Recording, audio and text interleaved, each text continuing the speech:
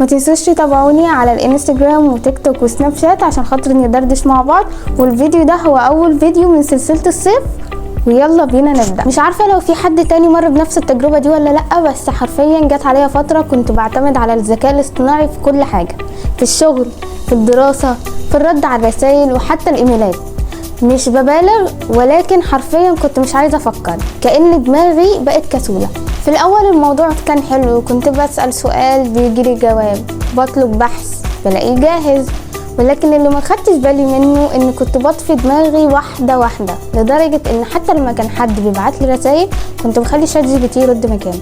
بعد فترة حسيت بخمول ذهني، كأن انا صاحية بس دماغي مش موجودة.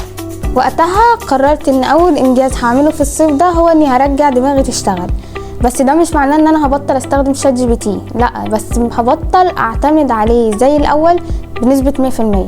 اول حاجة عملتها هو اني بدأت اقرا عن تأثير الاعتماد الزايد على الاي اي تولز، واكيد يعني عشان خاطر احل مشكلة محتاجة اعرف هل دي مشكلة فعلا ولا لا. والحقيقة ان كانت اصعب مرحلة بالنسبة لي هو ان انا اعمل سيرش من غير ما ارجع لشات جي بي تي نفسه، ولكن لقيت انه فعلا ده بيأثر على مرونة العقل. طب خليني ادور على حاجة معتادة انا بسرش عليها لوحدي من غير ما اعتمد على اي تول. كانت في الاول صعبة، ولكن مع اول 3 ايام بدأت اتعود على فكرة السيرش، وبقت بتعجبني اكتر، وبقيت ادور على حاجات اكتر. وبعدين لعبت لعبة غريبة شوية، اني بدأت استفز عقلي عشان خاطر اجيب اخر دماغي في الصبر.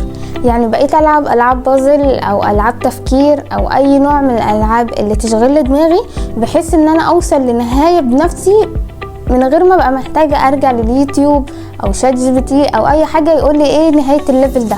كمان بدأت اسمع فيديوهات طويلة، مش ريلز، لا، فيديوهات محتوى طويلة.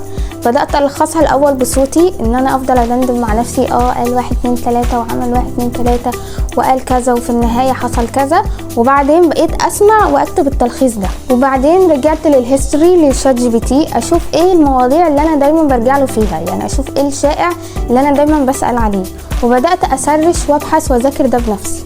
اللي وصلت له ان انا كبنات في وقت كل حاجة فيه جاهزة وكل حاجة فيه متاحة، محتاجين نرجع لنفسنا مساحة نفكر ونغلط ونتعلم. هو ال AI بالنسبة لي مش عدو، ولكن فكرة ان احنا نعتمد عليه 100% تاني وبشكل مستمر هو اللي هيخلينا نخسر حاجة اكبر بكتير، هو عقلنا. وكده الفيديو ده يكون خلص. ما تنسيش اللايك والسبسكرايب وشير الفيديو ده مع صحابنا، وقوليلي بقى في الكومنت ايه اكتر حاجة بتعتمدي فيها على الذكاء الاصطناعي ونفسك ترجعي تعمليها بايدك تاني. واشوفك في الفيديو الجاي.